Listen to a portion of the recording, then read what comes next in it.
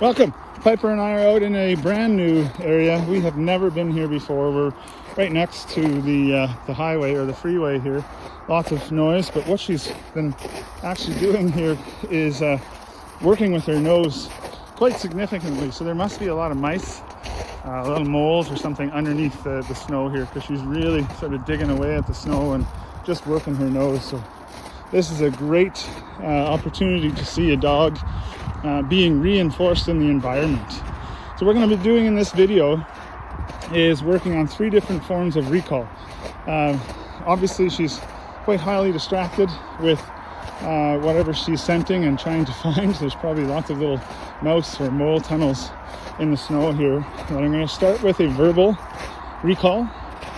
When I recall her, all that's going to happen is she's going to come back to me. I'll just give her a quick treat and then I'll release her so that she can go interact with the environment, which is a bigger reinforcer than it is just to get a treat. There we go. So she's digging away at something here with her nose. Okay, I'll continue on. So after the verbal, then I'll work with a whistle recall. And then we have low stim e-collar recall as well. So we're just going to see how she responds to the 3 different options that I've got there. So it's going to let her go for a moment. She's going to come back to me because that's just her natural tendency. Actually, I've trained that into her, as when I stop, she'll actually eventually just turn and come back to me. So actually that's another one. Let's try that one. So I'm just going to stop here and see what happens if she'll actually recall to me. There we go. Good girl. Nicely done. So that is a non-verbal, no tools whatsoever. All I need to do is just stop and she will recall back to me. That's taken a while to get, but it's quite a valuable tool because it demonstrates that she's actually paying attention to the environment, to me, to where I am. So you can see we're right next to a highway. So we've got traffic noise, we've got new smells, and we've got whatever it is that she's going after. Okay, free underneath the snow. Next, I'll do verbal recall. So I'll keep walking on this one, let her get out ahead a little bit, and just do a verbal recall. Piper, come. Good girl. A little distracted by the traffic, but otherwise free. Otherwise, you did really well there. Now the next one I'm going to do is the whistle. So sorry about the whistle sound in the video here, but it's got to be done. So I'll keep moving. Yes, good girl. Yeah, there you go. Free. That's it. Okay, release her back to the environment, which is a very high reinforcer for her.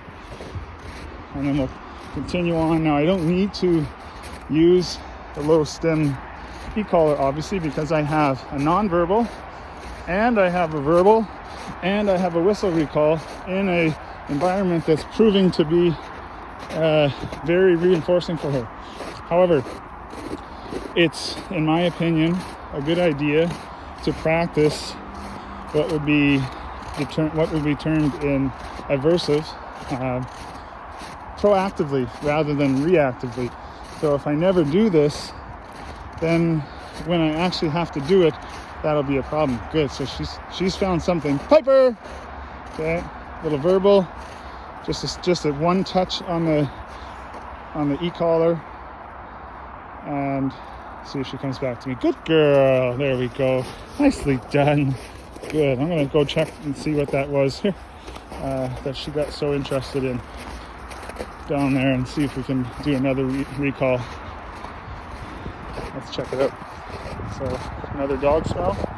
Okay, there's probably some coyotes down here. I think what it was somebody was just living down here. Garbage bags full of food and stuff. So we recalled her off of something interesting. Lots of food scraps. So there you have it. A few different ways to recall the dog, whether it's just simply stopping like this one. Once she realizes I've stopped, she'll turn and come back to me. Good. Look at that. I will get my treat ready. She's coming back nice and excited. Yeah, good girl. Free. Okay, release her back to her environment. Next one will be verbal. Okay, just to reiterate this. Piper, come! Yeah, good girl. We marked for reward. Yes, free. Good. And then we'll let her go. It's a great idea to practice this. When you have an opportunity to go into a space that gives you the freedom to do some off-leash work, like it doesn't look to me like there's a lot of people that come down here, so it's relatively safe, given that fact that I have a very strong recall history with her and lots of practice. So when you're out for your walks, even if you have a long flexi leash or a long line, go out into a big park and practice these drills until you have them very, very solid, like basically 90 to 100% clarity in the recall. Good girl. Okay, I'm just going to toss her food. There we go. Good girl. Did you get it? Here, I'll give you another one. There we go. Good. Free. Okay, and just release her. And then our last one, and I'm only on, let me see here, on the e-collar.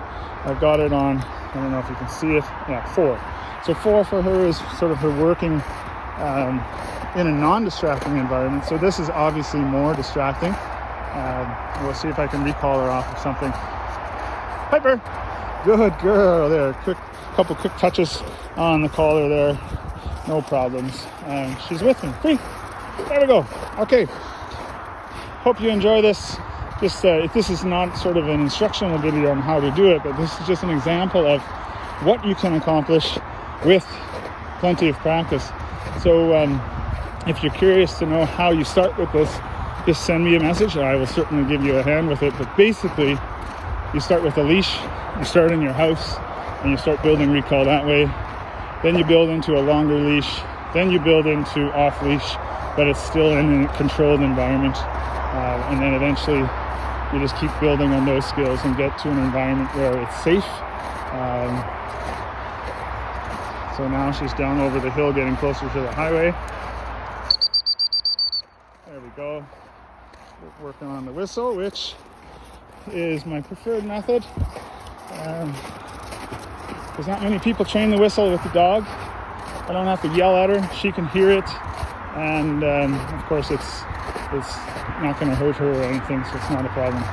Anyway, what was I saying? Yeah, build on it, right? Start with a leash in your house, then build on a longer leash, then move to the shorter leash outside, then the longer leash outside, and then continue that process into the community. And then what you'll do is leave it, go out into a space that is safe and controlled with your long leash, and then you work on off leash, of course, in a fenced area where there's no other dogs or any other distractions. Until next time, happy training. I will be continuing on with our walk and enjoying some free time. My daughter is actually playing volleyball right now, so we're just going to do some exploring with Piper, and most of which is all off leash. So until next time, happy training. Thanks for watching.